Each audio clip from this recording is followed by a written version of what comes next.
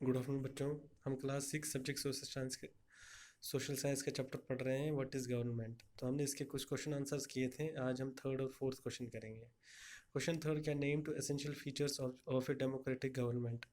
हमने democratic government के बारे में पढ़ा था बच्चों ऊपर इस लेसन में। तो ये बोल रहा है कि उसके दो क्या खास फीचर्स क्या थे डेमोक्रेटिक गवर्नमेंट के।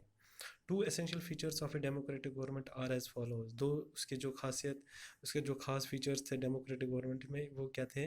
People elect their representative who in turn elect the government. इसमें क्या करते हैं, लोग अपनी मर्जी से किसी इंसान को चुनते, किसी लीडर को चुनते हैं। वो क्या करता है, जब वो इलेक्शन जीत जाता है, इलेक्शन के थ्रू किसी लीडर को चुनते हैं। जब वो इलेक्शन जीत जाता है वो क्या करता है, उसके बदले में सरकार बनाता है।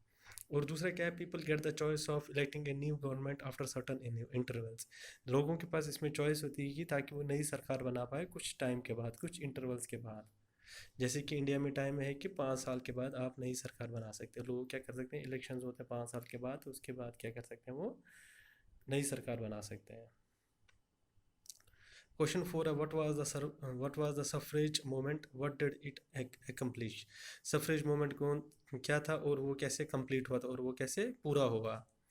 The suffrage movement means right to vote. जो सफरेज मूवमेंट था वो क्या था, उसका मतलब क्या था कि वोट देने का राइट, वोट देने का हक या अधिकार। This movement belongs to the women and the poor people.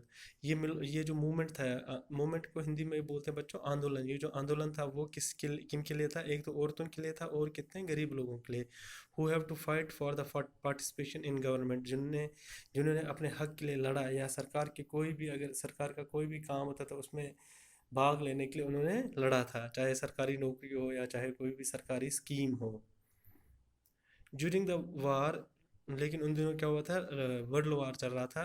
Many man were away fighting. बहुत सारे लोगों ने क्या किया, अपने जो भी उसका काम थे वो उनसे क्या, अपने लड़ाई से बचने के लिए क्या चल भाग गए। And because of this women were called. इसकी वजह से क्या हुआ कि औरतों को बुलाया गया अपॉन टू डू वर्क, काम करने के लिए। That was earlier considers men's work. जो माना जाता था कि वो काम सिर्फ कौन कर सकता है, आदमी ही कर सकते हैं। And what they were capable of doing, और वो क्या कर सकती हैं। So women began to be seen as being equally capable of making decisions. और उसके बाद से क्या हुआ, औरतों को भी उतना ही हक दिया गया जितने कि औरत आदमियों को हक दिया था डिसीजंस बनाने, डिसीजंस लेने में, फैसले लेने में। थैंक यू बच्चों।